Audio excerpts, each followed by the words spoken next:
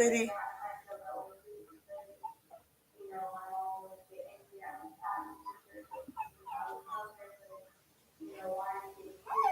Sadie, stop.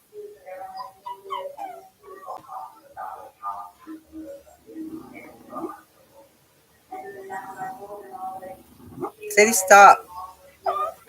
You want to come out? Hold on. Stop it.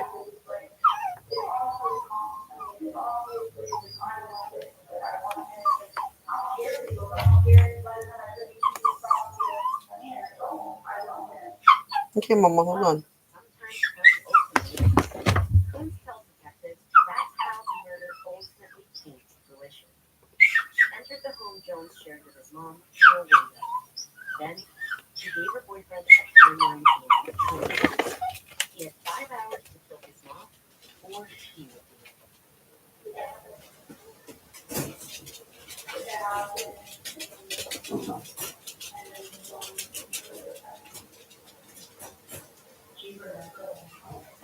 You okay?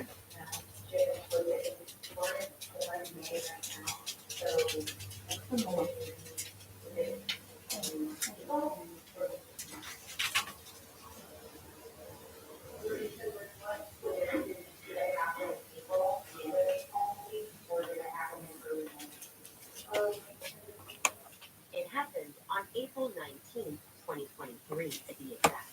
Just 15 days before Jones was expected to appear in the Court of Common Pleas for his sentencing related to charges of endangering children and pandering of sentencing. Jones tells FBI agents that on the morning of April 19th, his mom had planned to go to a marijuana dispensary. While she was getting ready to leave, Jones alleges he stepped out for a cigarette. Then he heard something strange. Something, I don't know exactly what it was. It definitely sounded like a voice struck. The voice struggling, yeah, somebody getting hit or something. And kind of through the door, everything sounded like a logo. They have, probably should be. Don't push your puppy on.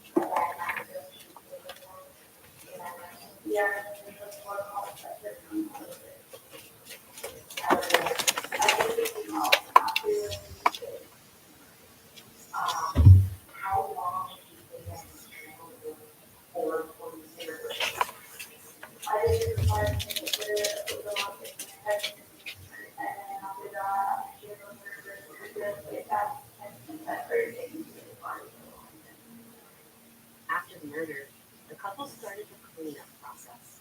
First, they showered together to get the blood off of them. Then, they went to Miger for cleaning supplies. Their next stop was McDonald's because Tony was hungry. Then, they go back home to clean out. Finally, they went to Lowe's for a park. Everything was relatively close to each other, which worked out for the couple because, according to Jones, Lowe's was having a nice sale on tarps. Pine saw, bleach, a straw.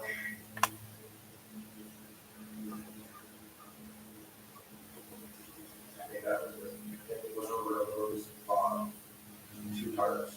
Okay. One, two. Grab the eye. One, put it back in the car. Actually, looks like a lead of hand from that. It's go into the wrong direction, wrong bus or something like that. After they bought the supplies, they needed to clean up the crime scene. They hopped back in Nicole Jones' car and headed headed for the house on Timber's Edge. Everywhere there was water. My area was covered in bridge, snow, years, moving this over here. I used this and I don't go. Um, so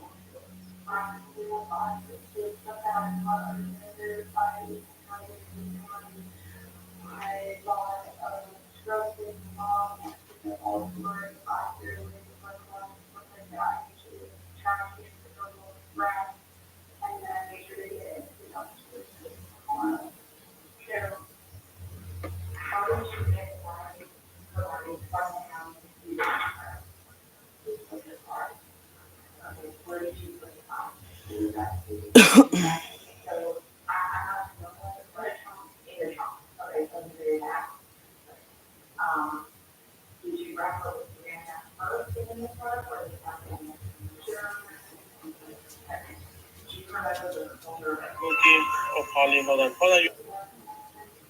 Video surveillance. My friend Bookie or calling. Hold on. Hold on, you guys. Police call. GPS data from Jones. My friend Bookie or calling. Hold on. Hold on, you guys. Police call. My friend Bookie or calling. Hold on. Hold on, you guys. Police call. After the couple went home to wrap the body, the GPS data placed Jones at a restaurant parking lot around 6:40 p.m. I need to get out of the house. And try to process everything. So you walk away and no, you go over. Yes, but I went back to the house.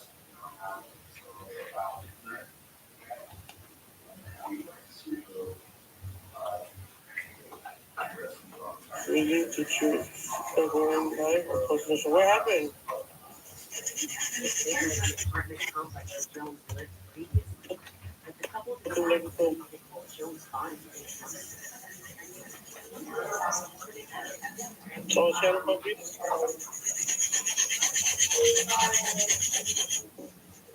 Shut 7 down. La people. Hey, imagínate que nosotros pariéramos y tuviéramos como de 7 también, no mames. What that? Two girls, 5 boys. Damn. That's crazy. So that way, no.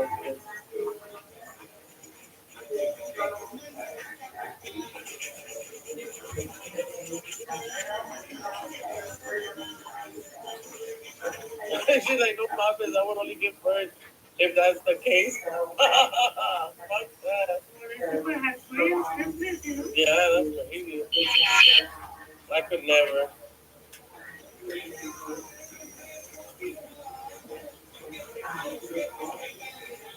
How you been, Leo? How's life treating you?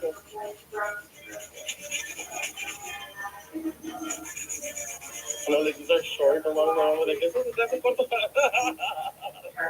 My mom siempre dice, eso se te hace corto. I'm like, yeah. Shit. I just like,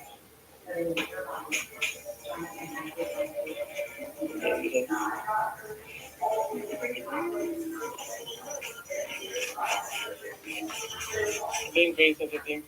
Oh, you can? I'm doing good. I keep them up. Chismeando y getting my nails done and, you know, doing great. I like the band she has on. Yeah. The brand, the dress there. Yeah. The nail strand stuff, yeah. No, I like her Valentino more. The Valentino's better, huh? The Valentino's better. The Valentino's way better. Yeah, she has a brand of that, but she like. I'm gonna get fucked up tonight, like a motherfucker. I got a 24 pack of Modelo, no mames.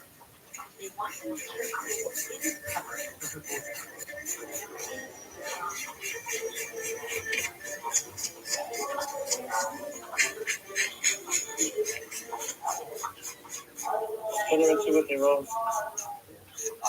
So, and my favorite is Max. What's Max? What's next, Nancy? What is it, a dream? I don't know. He nails Couture, I think. She don't know what it is. She has like Valentino. Art. Yeah, Kiss Guy. Okay. Elegance. Elegance is the one you use right now, like, no, that. Yeah. Yeah. So, yeah.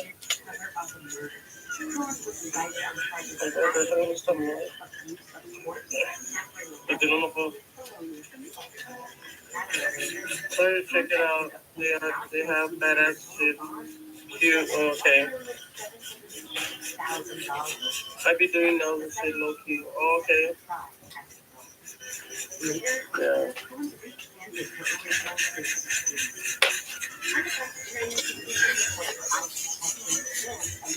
Eso me dice eso antes su puta madre. All the time. I'll always shake my head when I see women with their baby in the nail salon. The smell is strong. The smell is strong. Yeah.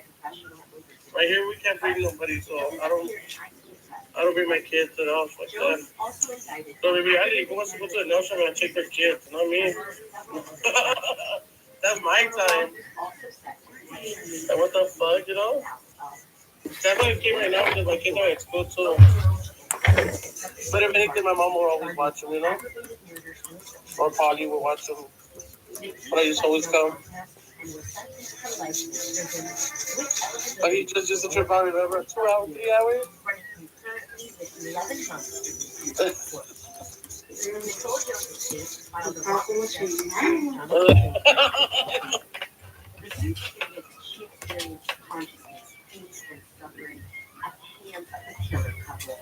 Nicole Jones' body has still never been found.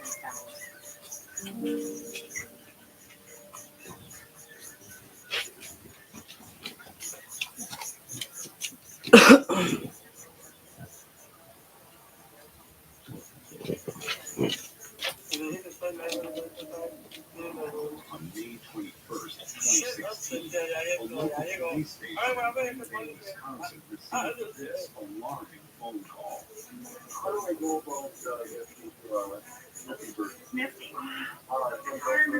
alright? But you do shit every day out there? You do shit all the time, or too? This was the voice of Doug Dietrich, Nicole's boyfriend and the father of her infant son.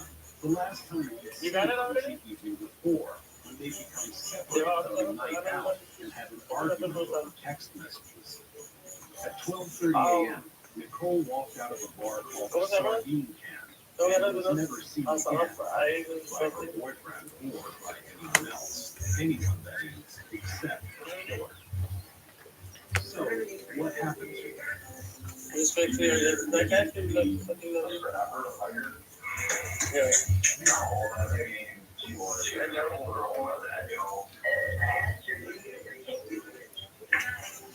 Hey, I heard see those videos on I don't know, I heard those some videos on YouTube. There's this girl, there's actually that, and this girl who tries to go get some nails like the duck ones. Hey guys, we don't do that shit fucking shit here. That's it, we don't do that shit here. We don't do that shit here. Like that's just a ugly shit. And I'm like, those guys are ugly. Have you ever had somebody want to do that? Oh, hell. Lakeside city of Green Bay, Wisconsin. So guys like, what the fuck? I like those. I fucking hate those shit. Those are ugly, dude. Sports team. Those duck are ugly. I'm gonna keep it. If I don't get my nails done fucking taper square, no, I'm not gonna get them done. I like the skinny ones, the taper square ones. 30,000 lives. Its residents have a 1 in 233 chance of becoming the victim of a violent crime. Yeah, I don't like, the duck ones are ugly though. In Wisconsin as a whole. I like taper square. So, is it bad? I can't stop laughing at the little girl getting slapped. One little girl getting slapped. But that didn't mean they didn't take it seriously. One little girl got slapped. 31-year-old Nicole Vanderheiden was the mother of 3. Her son was Doug. Dylan was only 6 months old. It has a new stuff, not so wide. They're skinnier.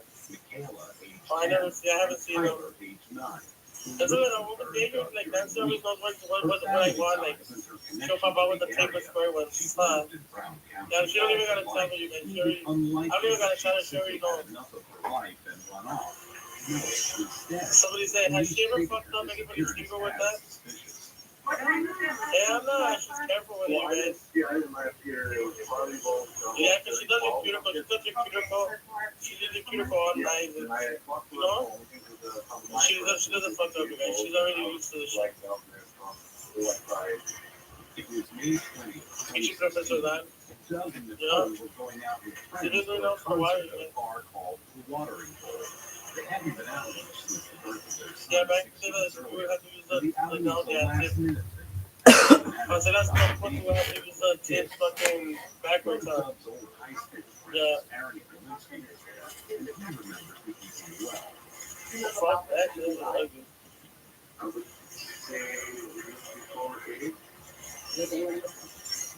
You ever thought about the super square ones that I used to get those that I was, you know? But that was like then the tapers came in and I know the tapers, man. This was before coffin days when they were using short and all okay.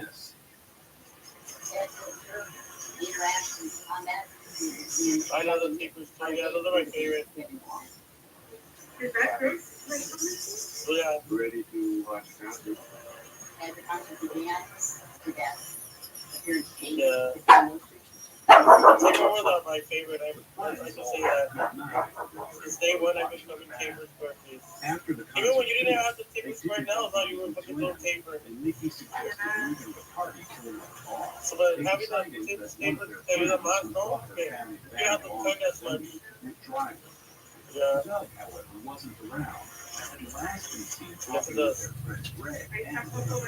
Huh? Yeah. Yeah, Polly's right here. Yeah. My nail lady messed up my nails again. I'm sad. No way.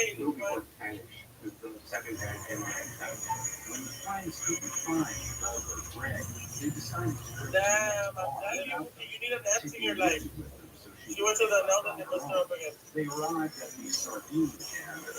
That's the weird. It's like you gotta look at your nails all the time. Yeah. I'm in love with my nails all the time. I can't even stop looking. I can't stop looking at them. You go with somebody también se trabaja con las haces? Your nails, so you know yourself. Porque antes ibas con algo, huh? Yeah.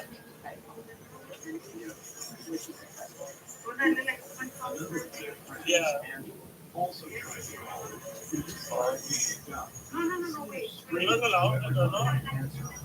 She went to, then she, yeah, the one over there in the south, you know?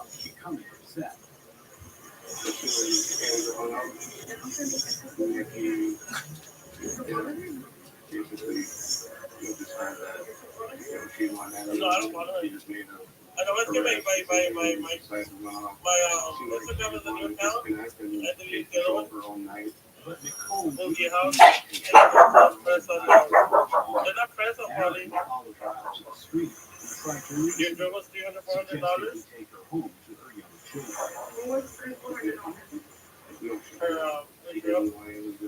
Her drill. Yeah, that's the way you want a good one. Polly, I'm offended you're laughing at my situation.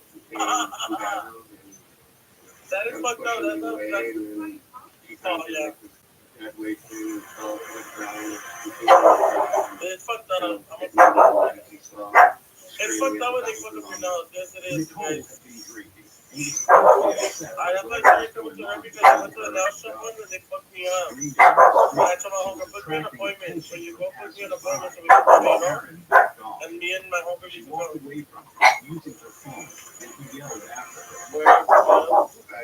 Where's love?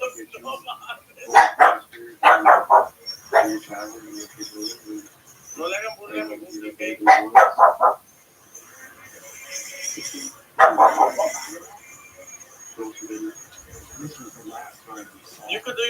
you getting up into people's stuff? Why? He went back to the sardine camp, and the group called an Uber to leave.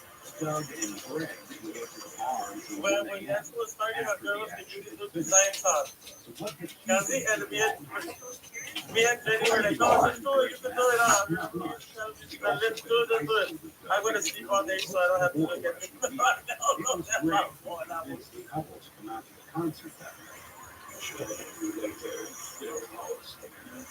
We go have a little fun time at the concert. They got talking to an old high school friend they hadn't seen in a while and lost track of time. They were all having a good night, at least early on. And according to Greg, there was no sign of the oncoming conflict. By the time Greg and Doug finished catching up with their friend, there was no sign of the rest of the group, including Nikki. But they talked about going to the sardine can earlier, so they knew where to go. At about 12:20 a.m., Greg drove them over from the watering hole, with Doug leaving his car behind.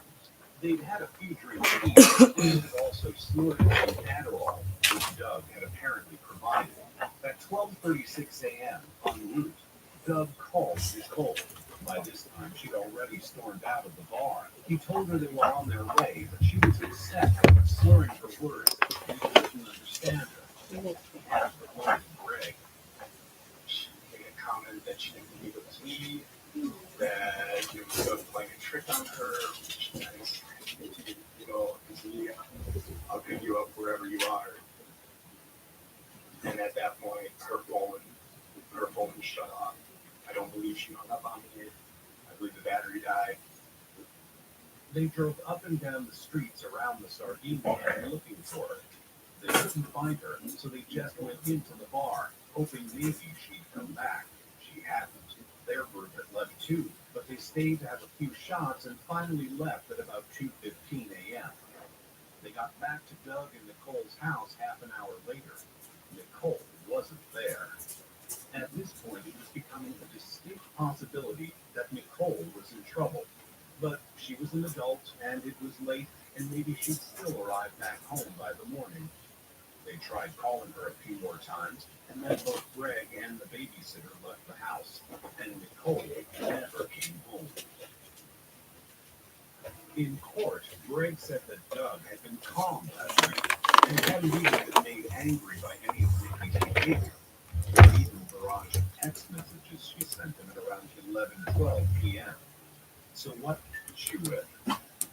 You abusive act. And wow. Hey, Chubbs. Friends know. Doug also said he hadn't been fazed by this treatment. When I responded back, something kind of nicely, trying to a few maybe calm her down. She seemed upset. I was kind of puzzled. I didn't know what she was thinking. His text responses supported this. He wrote, LOL, stop, and be good. I'll see you at the sardine can. But in a police interview earlier on, Greg had said something different about Doug's response over the phone.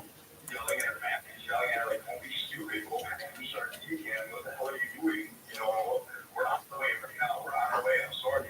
Chubbs just trying to see his baby. Said he won't let Chubbs see his He didn't babies. get the authorities involved in Nicole's disappearance until the following afternoon. I just was thinking that she was just drunk and upset, and you know, she'll calm down, let's talk and come to our senses here and work this out and actually talk like adults and work it out. Based on your experience with Nikki, did you just take care of herself? Yeah, most points, yes. Nicole was an adult. She was from the area. She was the mother of 3. She'd become intoxicated, upset, and ran off from the bar, leaving her friends behind. No one knew what had happened to her after that, and when she hadn't come home by 4:30 p.m. on May 21st, Doug called the police.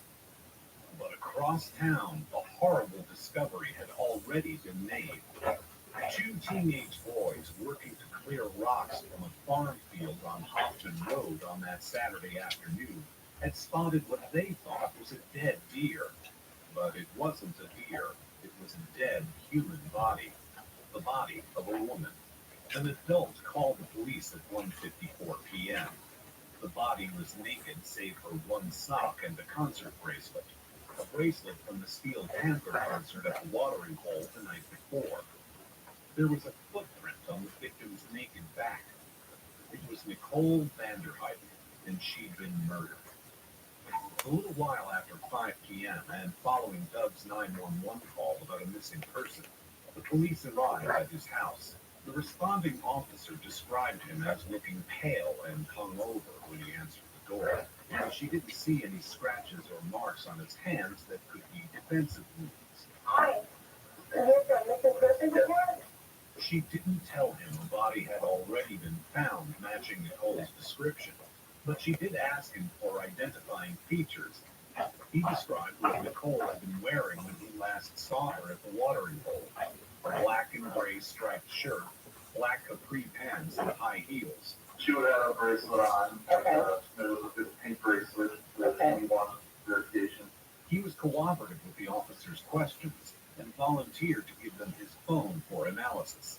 The officer looked at his text conversation with Nicole the night before. Why is she calling you abusive? Pants nigga alone, let him act. Sitting at home thinking about all the homies I can't get back. We got 4 months out the kitty, this is not a scam shit. Talking and money, get up on shit. Yeah, I'm not the one to get angry. She gets that in her head that that's what's going on. They also Don't discussed go late, but it's Friday. Don't go late, but it's Friday.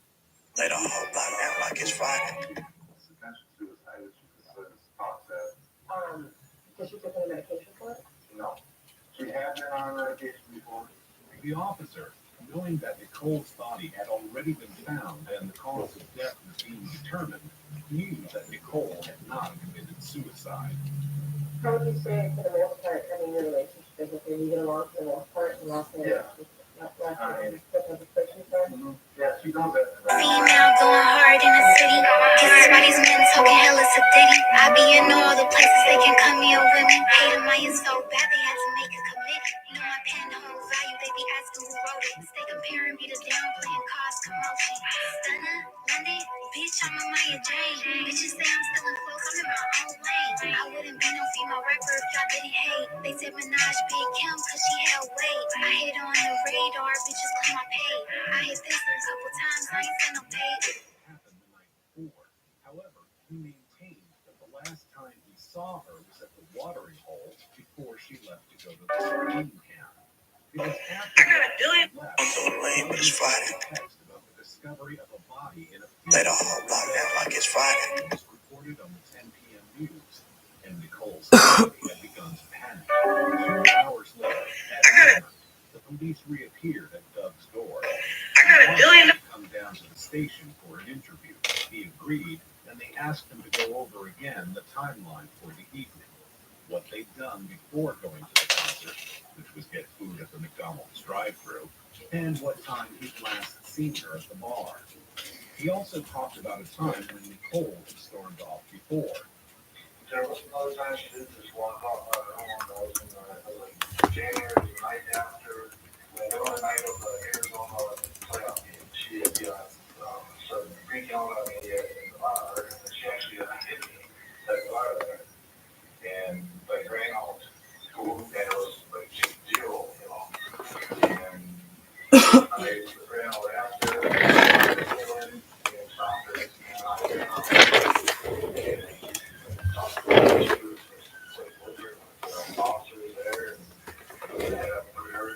stopped her, and Nicole had a history of getting upset when drinking, but usually he was able to chase after her and bring her home. It had never ended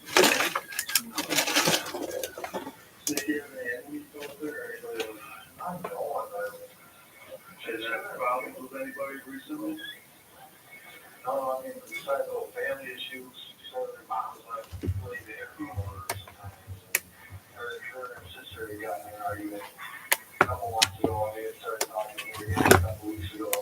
But these family issues were minor problems, not a motive for murder, because that's what the investigators were looking for, a reason someone might have killed Nicole Vanderhuyden.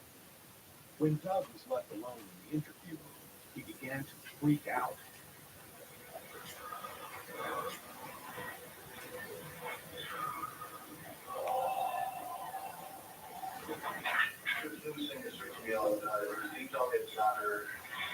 Finally, after getting another detailed description of Nicole's identifying features, the police told him they believed they found her.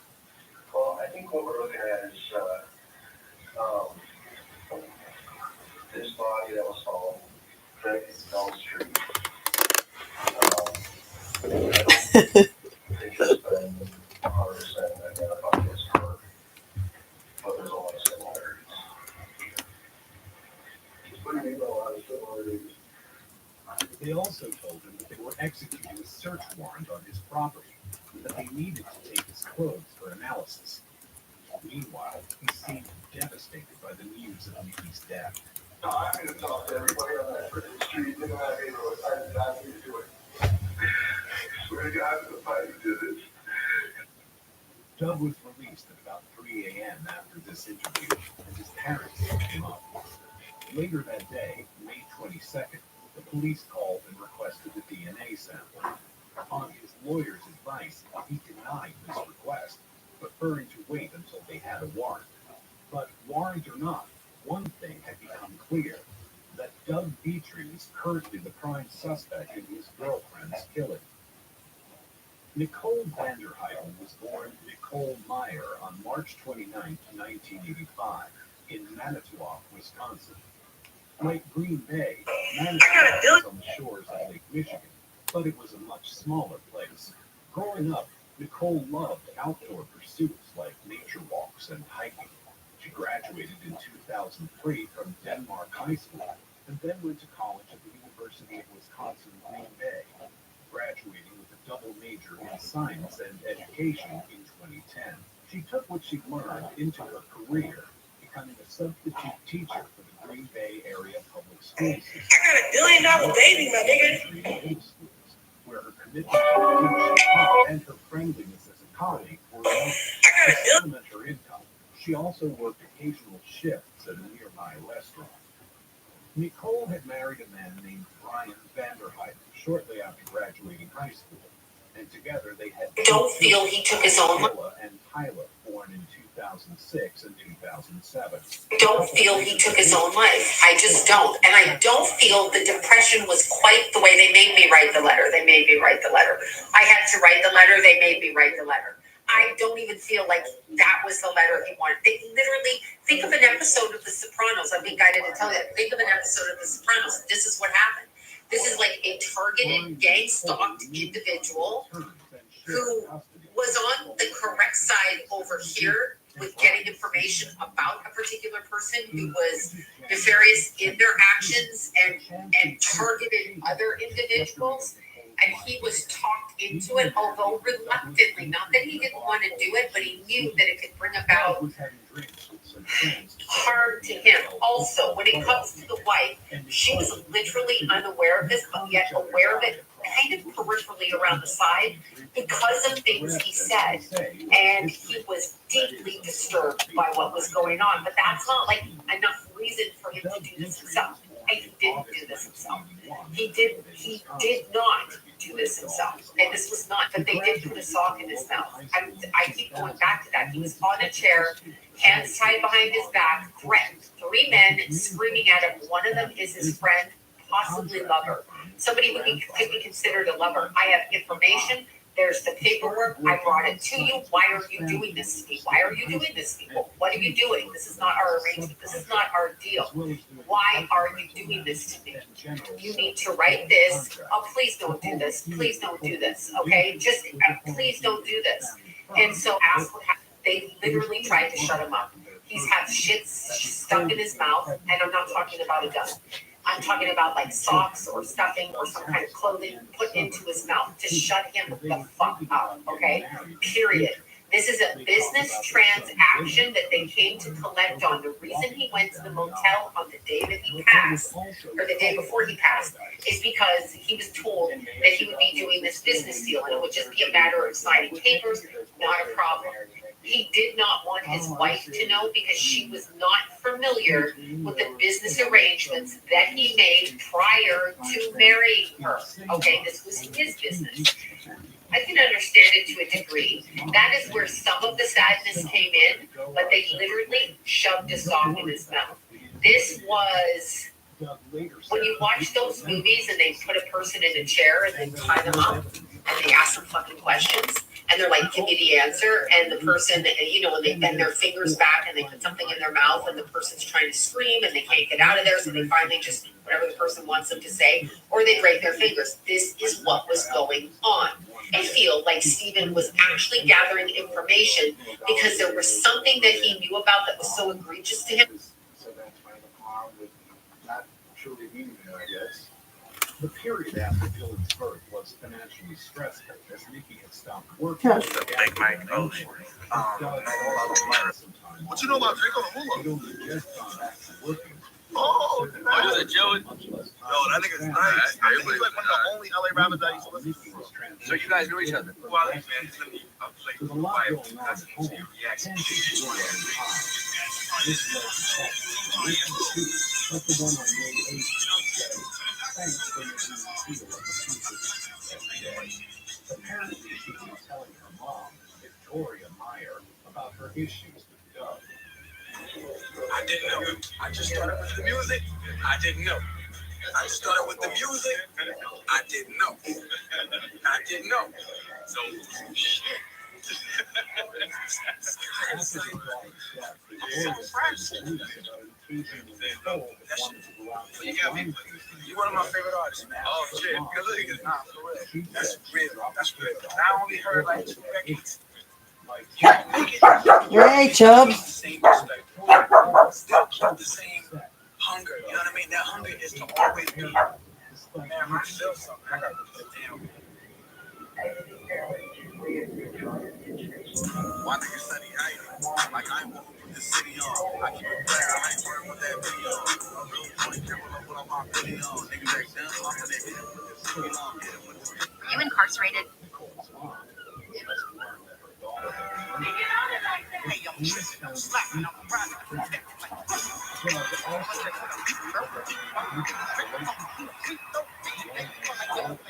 dated him in 2012, claimed he put tracking software on her phone and would turn up outside her work unannounced. She said he continued to contact her on Snapchat even after the relationship ended, including in the beginning of his relationship with Nicole. Are you living with cockroaches? Also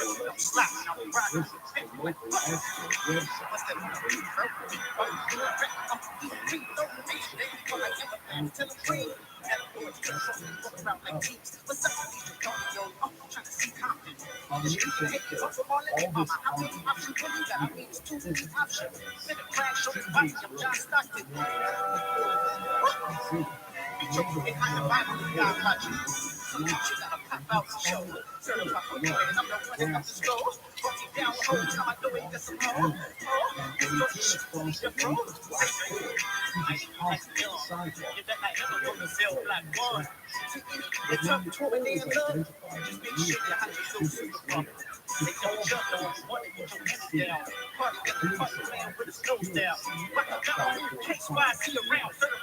They found dried blood spatter in the street with clumps of blonde hair stuck to the man with a charging cord.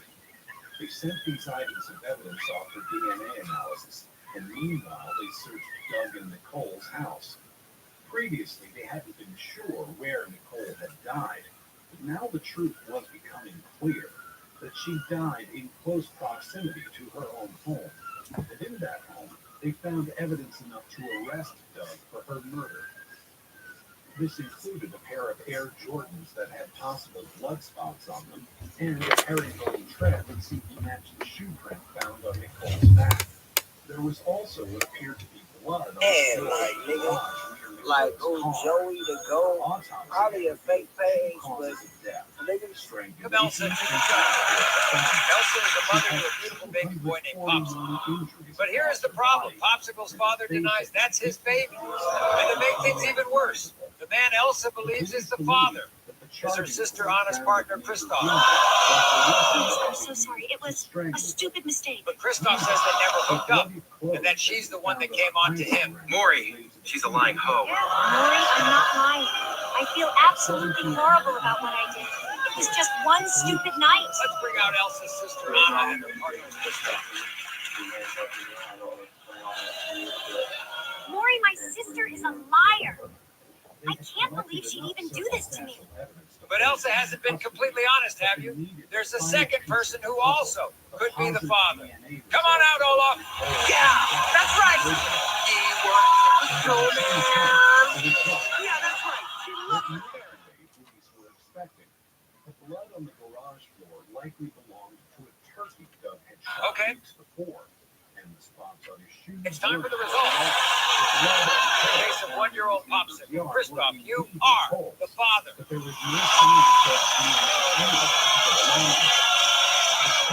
Also tested positive for Nicole's DNA. Nicole's and an unknown man's. This new physical evidence threw the investigators' case into disarray. What if it hadn't been Doug who killed Nicole at all? One further piece of evidence served to exonerate him.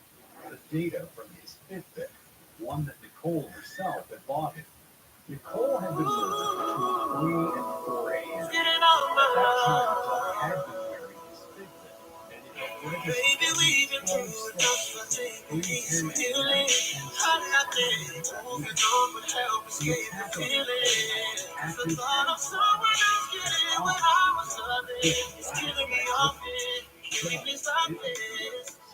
Might be good on paper, but you know I'm a fantasy. I was thinking coming now, you know I can get you in double digits. So forgive me for all my mistakes and keep you like home. I know where we went wrong. You know where we went wrong. We can build it up, build it up. So that it won't fall. Build it up, if we build it up. Promise you won't fall. Tell me who. Get it on my love. Get it on my love. Tell me who. Fire at 2:52 a.m., a few blocks from the Jacksons' house. The police suspected Birch of this crime, though he was never charged. To avert suspicion, Birch claimed he'd been texting a woman who met in a bar. I'm Chris Brown. I used to sing from time to time. They cloned the song and returned it to him so they could You can bring him right over here. It's fine. Within mere months Sorry. of coming to Wisconsin, Birch had gotten into serious trouble with the law. On the floor. Every day, let me know. I'm Chris Brown right now. The DoorDash thinks I'm Chris Brown. So you can, who you want to be? We'll carry it. We'll bring it in. Don't want to hurt my voice. He was a linebacker and earned the nickname Big Country as young as the age of 6 due to his size. As an adult, he stood at 6 feet 7 inches. In 1997, at the age of 19, he was accused of shooting a gang leader and his neighborhood rival in the head while out on bond for another offense. The case went to trial and he was acquitted because the evidence wasn't strong enough. 5 shots were fired from at least 2 guns, and the fatal bullet was never found. Still, his criminal history didn't end there. He received a suspended sentence for grand larceny in January 2016, and in March he had a trial scheduled on charges of heroin possession. But by May 24th, he had been listed as a fugitive, having violated the conditions of his release by going to Wisconsin to stay with his old friend. In February, he called. It's like this. Make it right. Don't sing it like that. Nowhere else to go. First, he met his wife. Call me and I can get it too. I can tell you gone off the Moved to New York to be closer to their parents, and in case they wanted to have a child. Well, the rapidly getting worse. Just like this. Make it right. Don't sing it like that.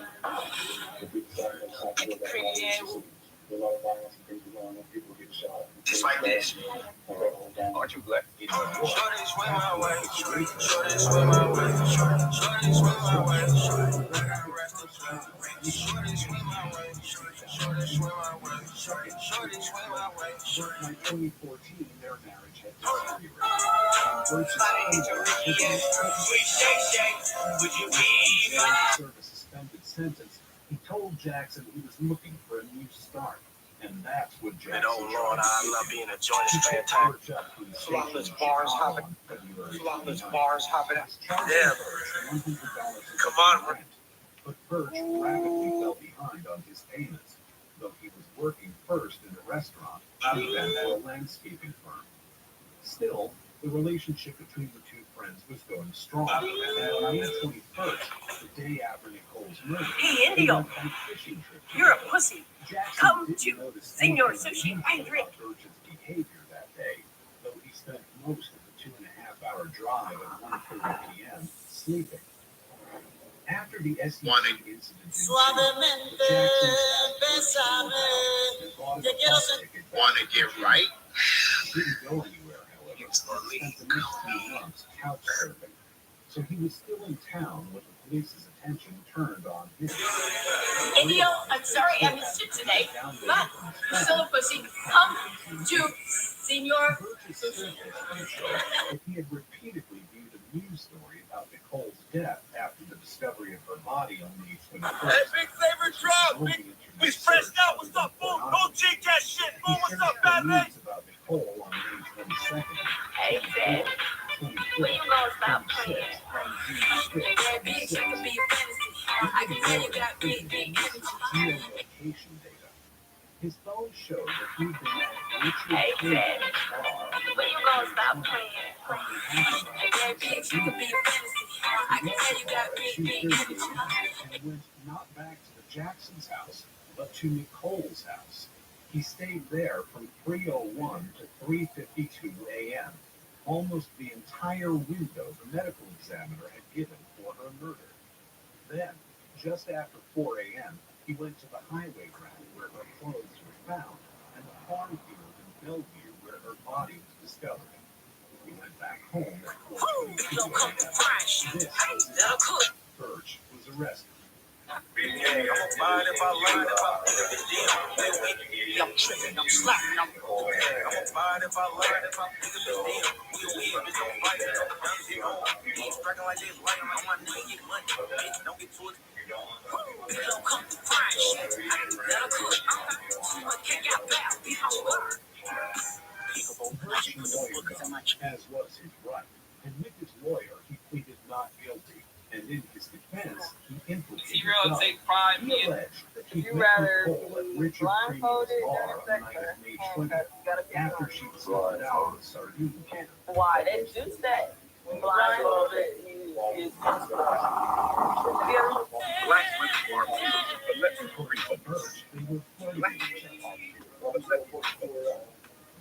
Just ESCG. I'm rocking with FM. Radio today? Yeah, it sounded really. I know haters. He said that he drove I don't want nobody calling me anything but Jackson's house. No haters. Jackson's father was there. They would kill I was wild to beat you. No haters. We gonna show respect. We gonna show love to people that came before us. But listen, that was the beat. They couldn't go in because the babysitter was there, he said. Though he didn't explain why Nicole couldn't just tell the babysitter to leave. He alleged that they then had consensual sex in his car. Hey, Chubb, stop.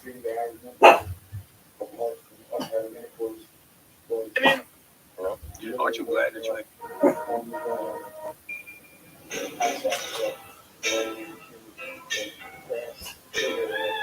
He said that Doug had seen them having sex in the car, that Doug had knocked Birch unconscious, and the next thing Doug was standing over him with a gun, and Nicole was already dead.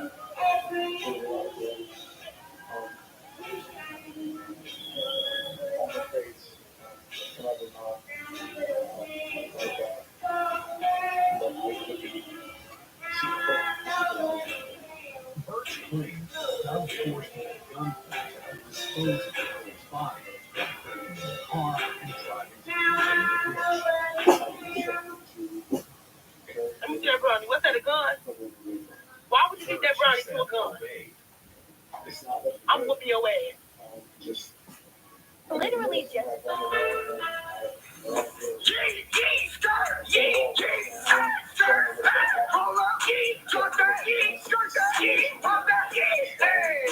you ain't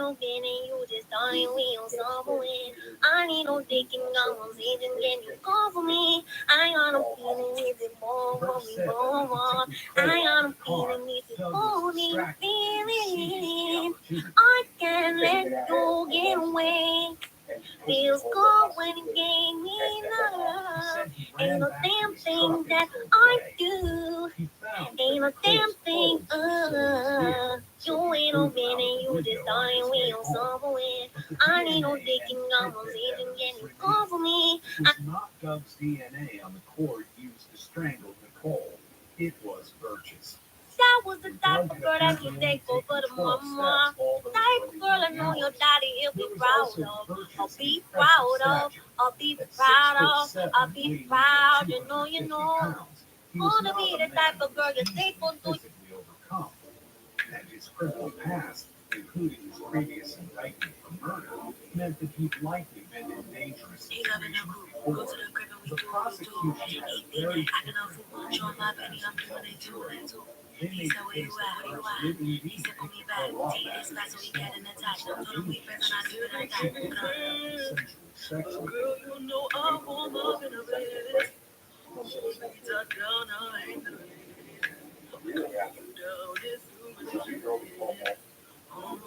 I said we can be friends, but you know that ain't all in a bed.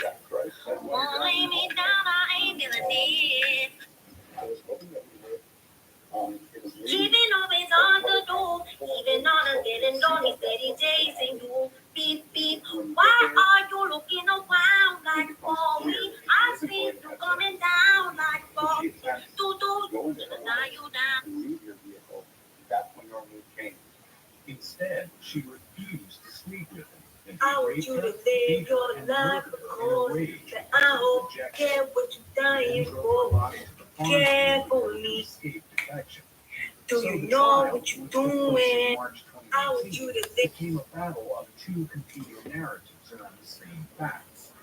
Whether Nicole had been murdered out of rejection or jealousy, and whether it had been Birch. A significant moment came when Birch lost her Said it to see you want me if I'm not the one driving. Said I'm so mature. I'm so mature. I'm so mature. I got me a stable with no tell me there's order than I do. More than what I want to. If I can, I feel no one joining that. Said it to see you want. 45 minutes into the jury's deliberation, they asked to see the cord used to strangle Nicole inside the cords found in Doug's garage. There, it was suggested that Birch's story was under serious consideration in the deliberation room. But after 3 hours, the verdict was returned. Guilty of first-degree intentional homicide. George Birch had killed Nicole Vanderhyde. He was sentenced to life imprisonment without parole. The sentencing judge described the crime as the most brutal murder that has ever been committed by one person in the history of Brown County. Birch appealed in 2021 on the basis that his Fourth Amendment rights to privacy had been violated by the use of his data at trial. That data had been downloaded from investigative Pittsburgh County. I just left with a big smile because he took me to As it had not been accompanied by an expert witness who could properly validate or else expose the flaws of such technology. Your body is your body. Your body is Nearly a year after Nicole's murder, Nicole's sister was staying with Doug to help him look after Dylan, who was by this time a toddler. She alleged that they went out to a birthday party together, and when he was driving her back, he touched her leg inappropriately. She said she told him to stop, which angered him, and he accelerated the car. He ran the stoplight and wouldn't let her out of the car until she kicked the windshield. He pleaded no contest to second-degree recklessly endangering safety and false imprisonment, both of which are domestic violence felonies. He also pleaded no contest to a misdemeanor charge of negligent operation of a vehicle. He was ordered to pay a $1,000 fine and stay out of trouble until October 2019, in which case the felonies would be dismissed. In August 2018, Doug and Nicole's family sought $269,000 in restitution from George Birch, which was granted. Part of his sentence That one's killing your foot. He cannot profit from any book or movie made about the murder. Any such profits must go to Doug and Nicole's family. Now, Doug continues to raise his and Nicole's young son Dylan on his own. What do you think about this chilling story? Doug was held for 16 days on suspicion of his wife's murder. What do you make of Birch's defense? Let us know your thoughts in the comments below. Until next time, stay safe, keep up with our channel, and we will see you very soon on The Decoder.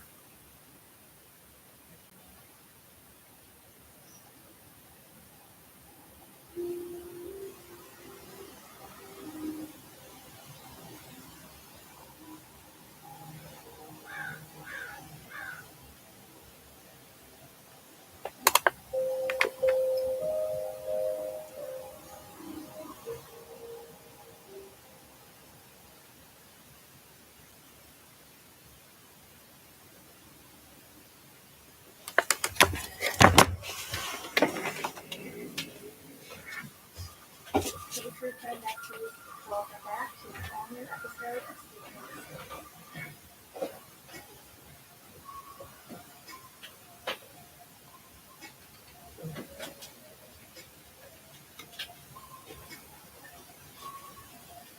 Hey, baby.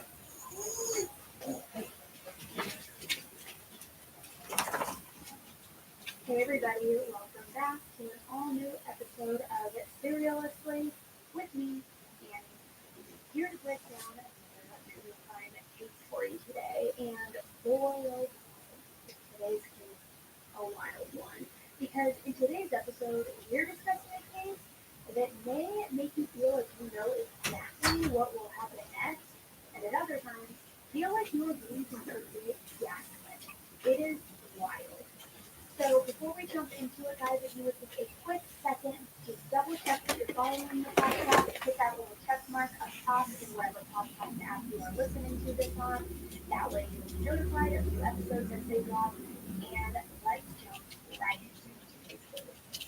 So this story takes place in the spring of 2004 in a quiet suburban town in New Jersey. Melanie and Bill McGuire were going on about their everyday lives when the lines of normalcy were suddenly blurred and the unexpected happened. Now, I've actually just recently heard of this case, and as I started looking into it more, I couldn't believe that this was the first time that I've actually heard about it, since it had been dubbed the original suitcase murder. Now, at the time, the story got a lot of media attention because not only do you have the element of the attractive, well-to-do couple, but also because Bill and Melanie were from the working class part of New Jersey, which is where the hit TV show The Sopranos took place. All of these like weird elements that kind of made this even more interesting and a little bit more eerie. Because back in the early 2000s, The Sopranos was at the height of its initial popularity, which made this case all the more interesting to the New Jersey locals at the time. So we talk a lot about unbelievable cases, and this story is no exception. In fact, one of the most incredible parts to me is that so many people have such strong but differing opinions on what exactly happened. Some are thoroughly convinced, and some are not, even almost 20 years later. On the other hand, some believe that what went down between Melanie and Bill will forever remain a mystery. So what exactly happened here? And why do some people believe that the person responsible for what occurred could still be on release?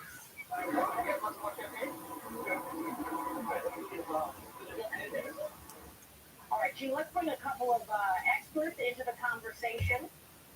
Maybe if it was one of these pieces of circumstantial evidence for which you might have a legal explanation for wanting to work on a large amount. You can't have legal explanation for all of them. After you tape recorded her, sir, you then had additional intimate relations, correct, Mr.? Did you tell her that, by the way, that you can tape recorder? No, I did not. I want you to tell me the truth. Now, if Melanie McGuire, my well as a billboard on Third Avenue that said, "I murdered my husband and packed his body up." She took his body. It's just ridiculous. Is it? Has the jury reached a verdict in this case?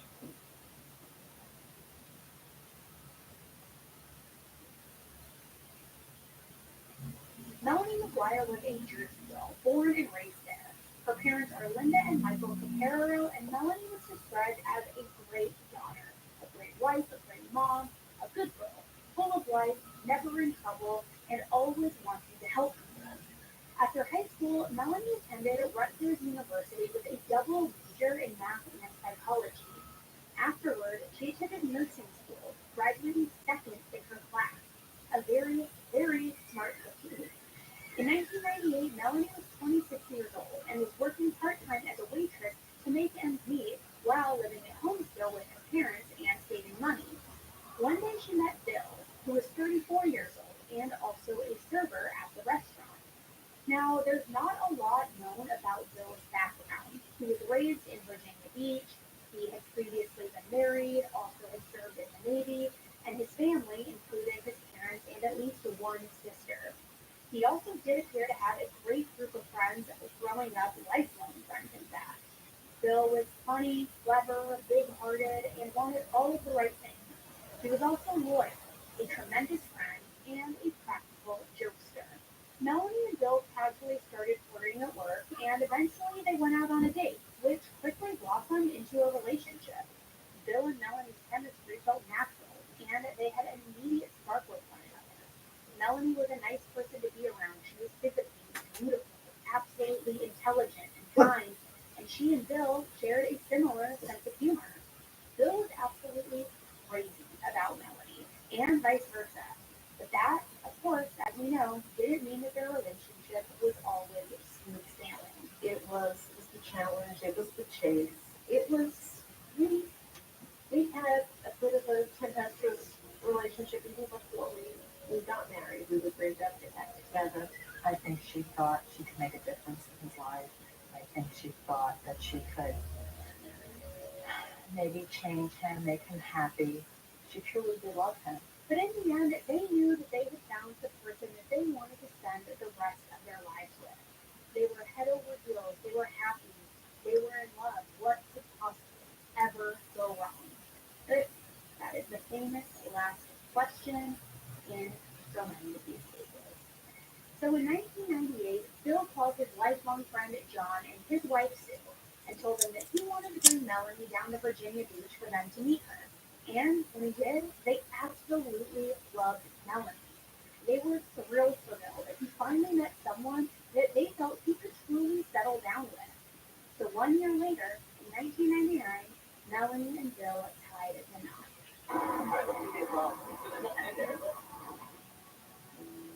They got married in 1999. It was probably one of the most extravagant weddings we've ever been to. Hey, shut up.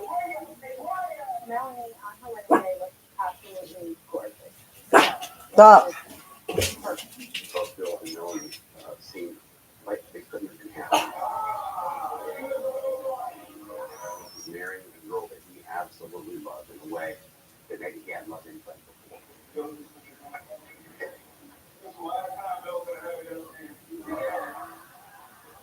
The couple had their first child, a little boy, quickly after getting married. Soon after, Bill got a job that paid $65,000 a year, which is equivalent to around $118,000 today. This amazing job that he got was at the New Jersey Institute of Technology. Later, he and Melanie moved into a townhouse that they had rented in Woodbridge, New Jersey. Eventually, Melanie started working as a fertility nurse, which, of course, kind of can be a double-edged sword in some aspects because it can come with fantastic repercussions, but equally, like many women who are in their most challenging times of their life.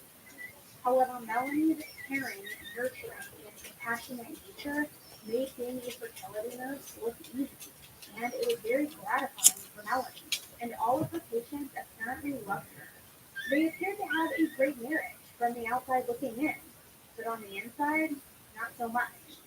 Melanie said that they had dealt with infidelity on Bill's part, financial disputes, and many other arguments. She also said that he would frequently leave and drive to Atlantic City for a night or two of gambling, and that he had a compulsive gambling side. Sometimes the payouts were huge, but so were the losses, which led to more financial disputes between the two of them. He wanted what he wanted and couldn't get it fast enough. And with that came frustration, and eventually that frustration became directed at me. And then things changed drastically. He's the dual personality. He could be very likable, and then on the other hand, he'd be very calculating, manipulative. He had always had issues with gambling, and he would go through periods where he would go down the limits and a lot. Say, have you seen a baby? Melanie also said that Bill frequently used the excuse of being at work and for his extramarital affairs. But she didn't catch on to his alleged cheating. However, it's unclear if she ever directly confronted him on any of these affairs or not. Now, Bill's moods started to swing out of the blue, becoming downright explosive at times, apparently. On one occasion, according to Melanie, Bill got a ticket for speeding. He was irate after this and called Melanie and was just screaming. So she didn't know what to do and just hung up on him. Well, Bill called back, now enraged that she hung up on him and had the audacity to hang up on him. So he apparently cussed her out, threatened her, and told her if she were around when he got back home, he wouldn't hesitate to hurt her or worse. Melanie said that she didn't really believe him and wasn't really in fear for her life, but it was still scary nonetheless. And this is the type of behavior and argument that she remembered frequently having with Bill. Around 3 years into their marriage, while all of this was going on, Melanie became pregnant with their second child, another little boy. At the time, she was still working full-time at the fertility clinic. The fertility clinic had hired a new doctor, Dr. Bradley Miller, who went by Brad, and he was hired on as a partner at the practice. Melanie was very intrigued by him, but it was nothing serious to start with. She was pregnant and she was married, yet she couldn't help but intrigued that she felt by Brad. And Brad was married as well with a young family.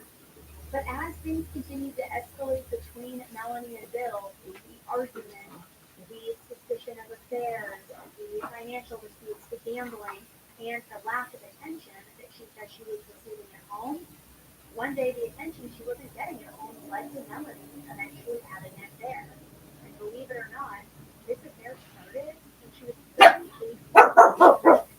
Now, as a side note, when I first read this, I thought it must have been a mistake. There's no way that she started this affair when she was pregnant, 38 years no less. But no, there is no mistake here. And we will return to this later in the story, don't worry, because it is a very interesting topic of this entire case. What did Bill do about Bradley? He was just very, very tender. I really tried to fight it, but I couldn't fight it. So Melanie, of course, knew that having an affair was wrong, but she also felt like Bill was out doing whatever he wanted. She had suspicions and eventually thought it was cheating. So after all, to her, Bill was so disinterested in their marriage that he wasn't even trying to hide it. Now again, I want to stress that this is Melanie's account and version of events. But with that, she didn't really care anymore either. So he could cheat, she would cheat. Melanie continued her affair with Dr. Miller, aka Brad. Bill did whatever he wanted, and they stayed married, ignoring what the other one was up to. Or it at least appeared that things were great on the outside still, just not really addressing their problems. And their problems didn't go away either. With their 2 young boys who were now 4 and 1 year old, she wanted her and Bill to buy a house in a good neighborhood for them. They both made plenty of money, but were still renting because of Bill's alleged gambling problem, which frustrated Melanie. First, Bill said he didn't want to buy a house in New Jersey. He wanted to move down to Virginia Beach. He told Melanie when they were dating that this was something that he wanted to do, so he didn't understand why they would spend $500,000 on a house in Woodbridge when that really wasn't going to be their forever home or where they wanted to end up anyway. Bill also said that spending that Chubbs, get over here. Stop fucking with her. She doesn't want you over there. Sorry, Papa. She used you. So he argued that they could pay She used you half for the that baby, amount for Papa. staying home in Virginia Beach. But She used you Melanie for baby, didn't. Papa. She felt like this was an excuse She not used to my want papa to tie for up some of the babies, money huh? in the house so that he could keep gambling. And if she lost the account, it wouldn't affect her. And that's actually the reason that she wanted to buy the house in the first place, to prevent that from happening.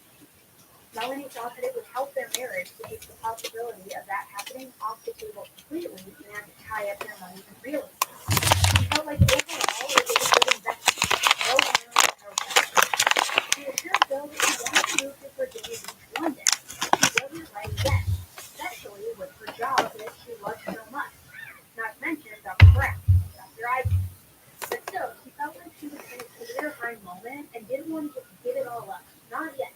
So Melanie finally convinced Bill that staying in New Jersey and buying a house in Woodbridge would be the best decision for their family. And they started looking more seriously into homes on the market. And then, not long after, an offer that they could put in on a house on Melanie's dream home was accepted. She was thrilled, and Bill was pretty excited too. On April 28th, 2004, it was the closing day of their new house. Before they even got to the closing table, Dr. Brad begged them not to buy the house, saying he wanted to be with her. He wanted them to have their own happily ever after. But Melanie reassured him that everything was going to be fine, and to go and closes on the house with Bill anyways. Afterward, when the contract was signed and the deal was done, Bill called his good friends John and Sue and told them how happy he was. He had finally reached this milestone of homeownership. Now here is where the story takes a turn, and the events of what occurred really start to get What, pretty. Papa? You want a 10 Melanie baby? said later on that night It's that okay, after Papa. I closing on still the love house you. with their Okay? dream, You're my still my Melanie best. spoke to Brad again. Told him that Bill fell Sadie. asleep on the couch after drinking red wine. Sadie. In the morning, she was going to talk to him, and she was going to sort everything out and tell him that she wants a divorce. Well, do you want to come out? But that's not at all. Well, you just stuck your babies, Mama. Before Melanie could have that conversation the next morning, she and Bill got into a big fight. Bill brought up the fact again that all he really wanted was a house in Virginia, but that Melanie had refused to let them do that. They began to argue back and forth, and the fight turned up a notch and escalated their Well, you don't want us to see the babies. Go see the babies, Papa. Go see them. Melanie claimed that Bill shoved her against the wall. What are you doing, Mama? Liar, What are you tripping on, Mama? she said, No, all your babies are in there, baby. All your babies are there. All your babies are right there, Mama. He said he was Chubb, stop. wasn't coming back, and that I could tell my Chubb, go over there. She doesn't want you there, Papa. Hey! Teddy, stop. You stop it right now. He's not even doing anything. He just wants to see him. You're laying on your baby. Never get on your baby. It's your baby.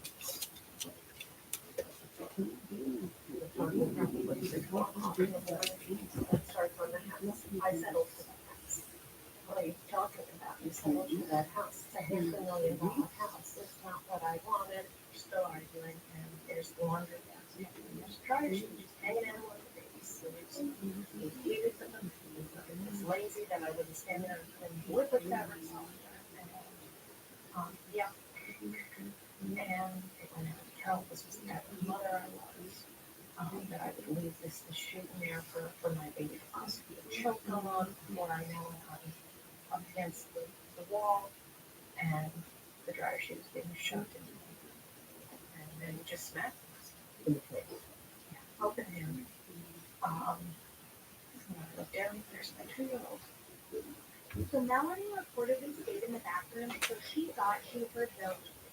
And after that, she assumed that he was driven to Atlantic City to go on a gambling bender or do whatever he was doing with his extramarital affairs and his gambling addiction. But after a few days, Bill didn't return.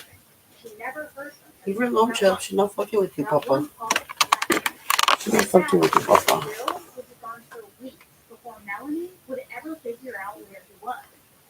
And to some people, this was odd. There was a gap of time where her husband apparently just drove off. She didn't know where he went for sure. She never heard from him, and it seemed never to worry her about his whereabouts. This was evidenced by the fact that she never filed an intrusion report about him. The next day, the day after that, I didn't hear anything. Did you try calling his records? Because this is what used to happen when we called. I'd call whether it was to tell him off or to because or what, you just end up getting back into it again. I'm done. I'm done. So Melanie took Bill's word and thought he left and left the kids for good. So that day, she tried to figure out what her next move would be going forward as a single mom. Melanie took the kids to school and arranged for her parents to pick them up, keeping them overnight, and then take them to school the following morning. She went to a divorce attorney and filed a temporary restraining order against them because of what had happened in their last fight. She was terrified of what would happen if he came back and was even more upset than she was before. I called a business associate of mine who was an attorney to see if they could get a restraining order. Tell me what happened at the temporary restraining order. My husband and I closed on our first house on Wednesday. That should be a positive. Yeah, we should.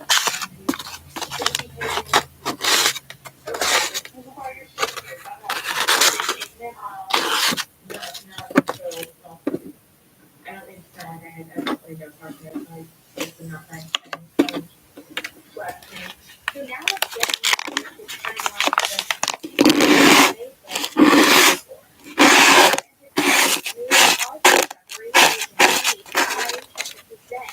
Fisherman got caught in a suitcase and thought, how weird. He thought he was thrown off a car rack nearby. He and the other adults leaned into the water and pulled the suitcase up on board. A little boy on the boat thought that the suitcase was buried treasure, and he was so excited to open it. But when they opened the suitcase, they saw black trash bags. Before the adults, who were now starting to realize what they were looking at, could do anything, the little boy ripped open that trash bag, and out came a pair of legs from the knees down. Apparently there wasn't a smell, and the legs looked pretty fresh, like the suitcase hadn't been in the water for very long, but everybody on the boat was of course absolutely horrified, and the fishermen immediately called 911. The area where the suitcase was found was full of boaters and bird watchers, Fisherman's Island, a nature sanctuary, a tourist fun area, a place where you would just go and relax with friends and families. The last thing anyone would expect to find was a suitcase with a pair of legs inside it. When police arrived and assessed the situation, they knew that there would be more suitcases where that one came from. And everybody, of course, wanted to find out whose legs these belonged to. 6 days later, on May 11th, 2004, a student on Fisherman Island saw a wash of suitcase on the shore. She also opened up this suitcase and moved the trash bags a little bit. But this time, a wave of a pungent decomposition odor overcame her. She immediately notified others who called 911. Inside this suitcase, police found a torso and a head. The torso was still attached to the arm, and the head was wrapped in medical blanket.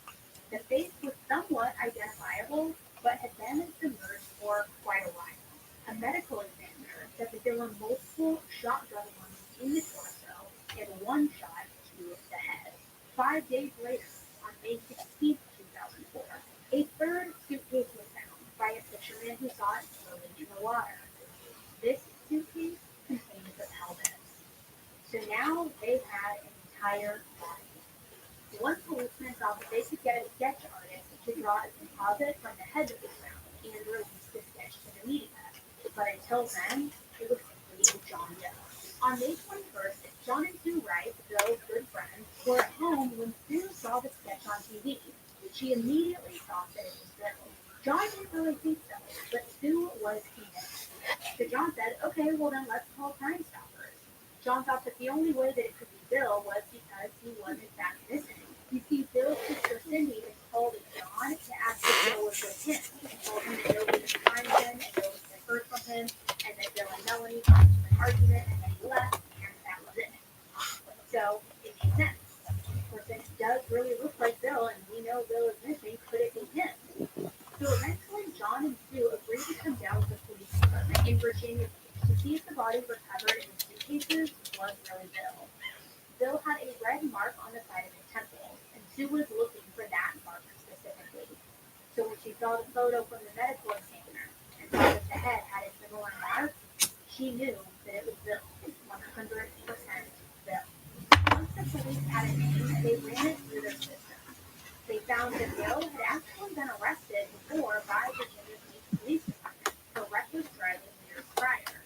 They still had so they were very quickly Yeah. now that they had felt the freedom in this suitcase discovered, police now had another job. They needed to figure out who the hell did this. Now remember, at this point, Melanie just thought that Bill was missing, and she had no idea that she was about to get the news that would change her life forever. Melanie was asked to come down to the local police station, and she was visibly upset and frustrated over the news. However, Melanie didn't ask how he was murdered. Next, Virginia Beach police wanted to meet with Melanie, and she agreed and also brought along her divorce attorney and a criminal attorney that worked at the same firm as the divorce attorney. Police thought that this was a little odd, a grieving wife coming in with two lawyers. Throughout the interview, Melanie was nervous and visibly shaky. She was asked if they had any luggage, to which she responded, "No, we don't have any matching luggage." But then, the next day, she called the police to let them know she actually did remember that they had a set of matching designer luggage, but had assumed that the bill must have taken it when he took off and allegedly left their marriage. When she was shown a picture of the luggage recovered from the water, Melanie recognized it and confirmed that is the kind of luggage they had. So police wondered why this would happen to Bill, and if she could think of any reason why something like this would happen to him. So she told the officers that Bill could be cracked, saying he was the kind of person that could piss people off. Then she asked the officers where they found his vehicle. But they sat there for a minute staring blankly at her, and then they told her they hadn't found the vehicle. Melanie was unfazed by this and thought it would be helpful to tell the officers that a good place to look would be Atlantic City. She said she figured that's where he took off to and mentioned that Bill had a massive gambling problem. Melanie told officers she wondered if he got involved with the wrong kind of people and was possibly loaned money that he never paid back. She was hoping that this detail would lead detectives to find whoever did this. And that wasn't a stretch. Another family member confirmed that Bill was also very into stuff and getting into weird, sketchy deals. So after that interview with Melanie, police conducted a full search of the townhouse to see if there was anything there that could help police figure out who did this and also eliminate Melanie as a suspect. After the search of the townhouse, the police didn't find anything. It was spotless.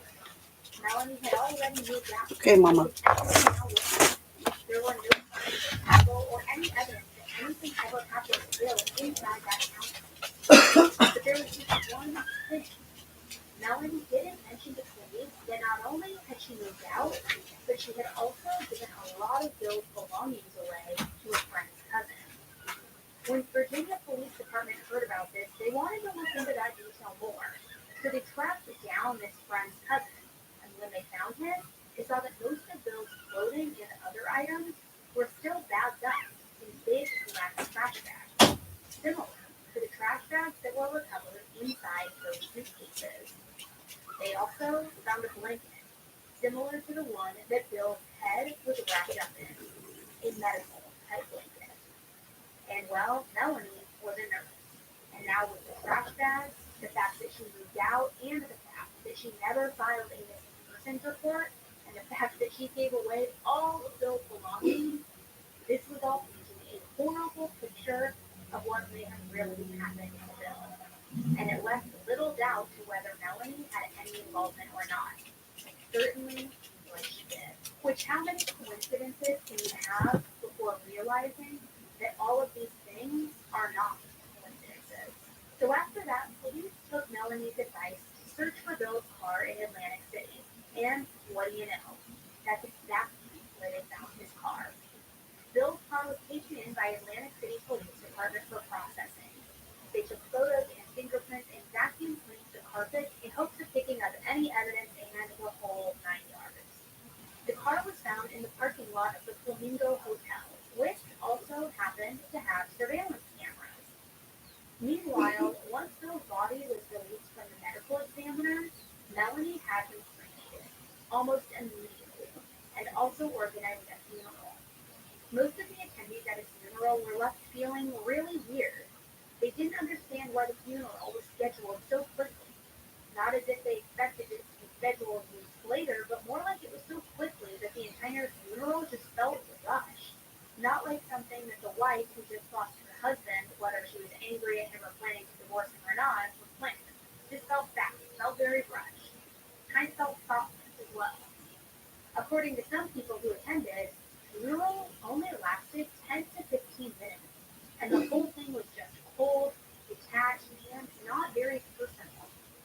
The day after the funeral, Melanie called Sue, but Sue didn't really want to talk to Melanie.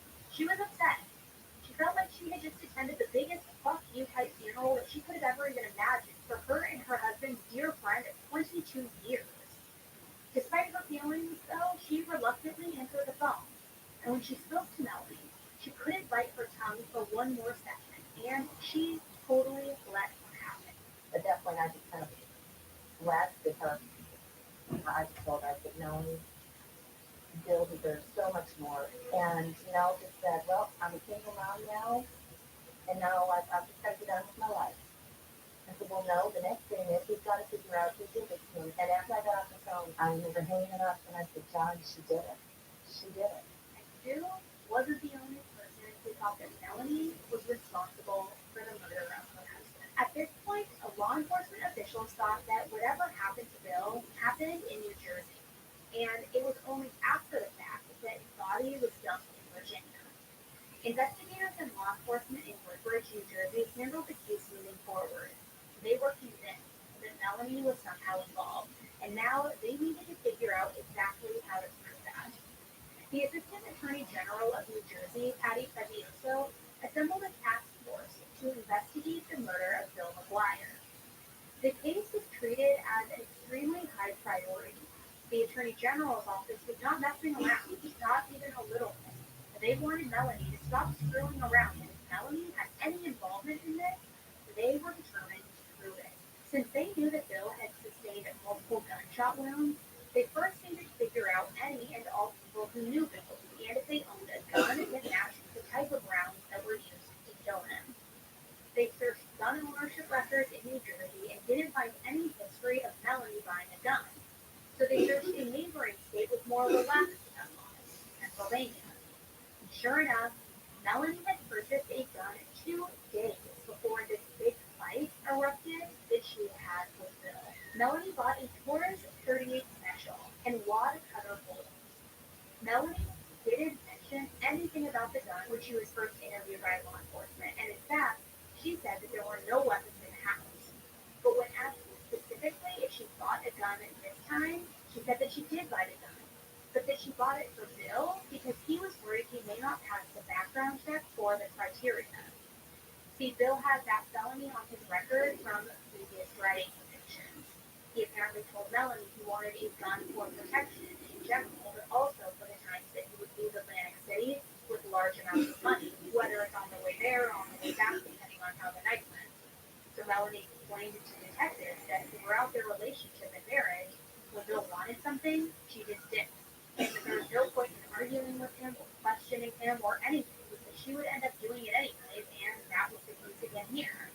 But nothing more than that. Still, that was not enough for the police to back off of this. She purchased the gun 2 days before Bill went missing. That is a major coincidence. The other problem that detectives had with the gun purchase, proving her guilt, was the fact that the bullets she purchased were extremely common target practice bullets that weren't something that they could directly tie to her involvement in any way. And remember, this was 2004. Forensic gun analysis was in its infancy stage, and the concept wasn't as common to juries as it is today. But it wouldn't even get to that point, because investigators never found the gun, but they could only speculate based on the bullet used being the same kind that she had purchased, which again were extremely common target rounds. However, investigators didn't let up, and instead they pushed down on the gas, ramping up this investigation, and they began to wiretap all of Melanie's calls, hoping that they would eventually catch her slipping up. Every time you get your head back above water, and that hand reaches up and down the grave. Along those two very quickly. Alright. How you doing? I spoke to, what's his name, about shipping. Alex. I didn't want to say names. You understand what I'm saying?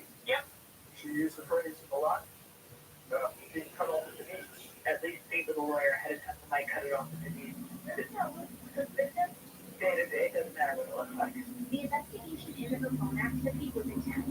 Over a 40-day period, investigators reported over 500 hours of phone calls. Before the phone taps, investigators had already found out about the affair that she had with Brad, Dr. Miller, and this relationship continued after Bill's death. So not only did this provide a unique motive, literally it was a classic tale of a murderous affair that led to the death of his spouse.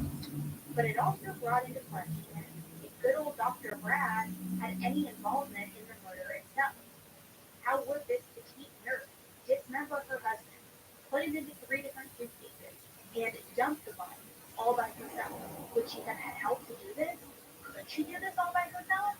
And where did this take place? Because remember, the townhouse they were renting at the time was completely clean. So now it seems like there had to have been some sort of outside help and a second location. There's no way that Melanie could have done this out in the open alone. So detectives approached Dr. Brad with these questions and asked him point blank if he had any involvement in Bill's murder. And Dr. Brad, of course, said no, absolutely not.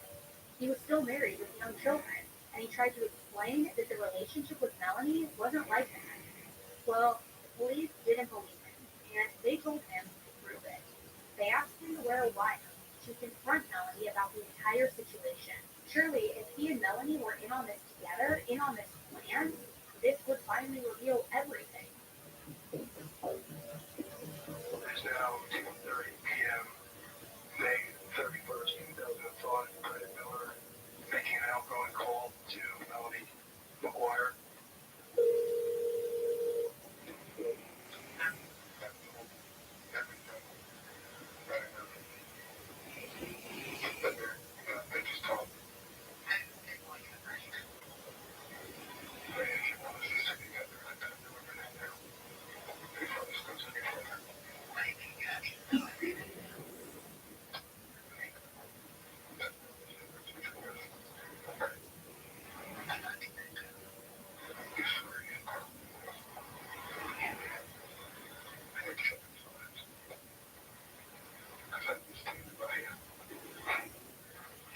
But that didn't get the police what they wanted.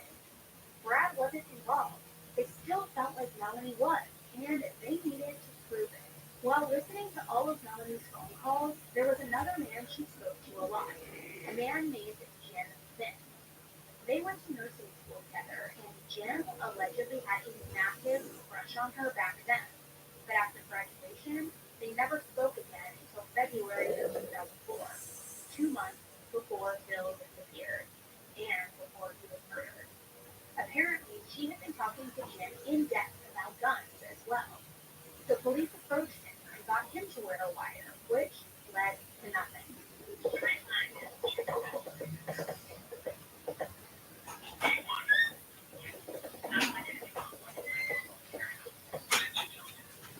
It's okay, Mama. It's okay, baby. It's just me.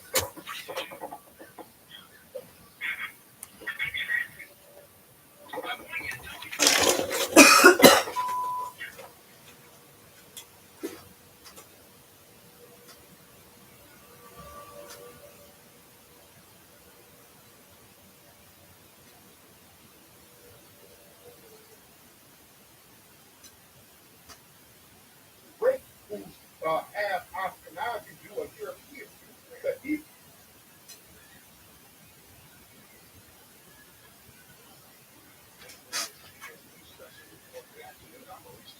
President Trump and Ukrainian President Zelensky are meeting at the White House, and moments ago, the two and Vice President J.D. Vance had an extraordinarily tense moment in the Oval Office.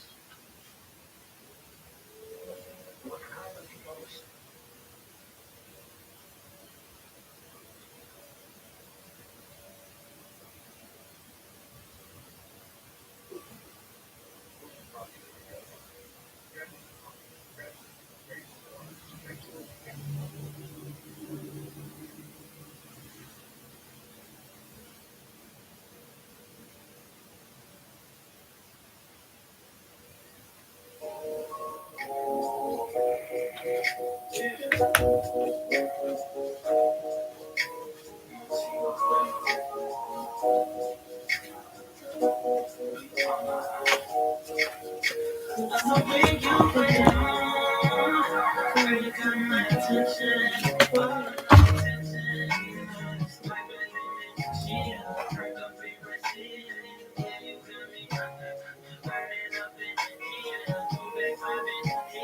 stressing, killing it, I ain't sweating.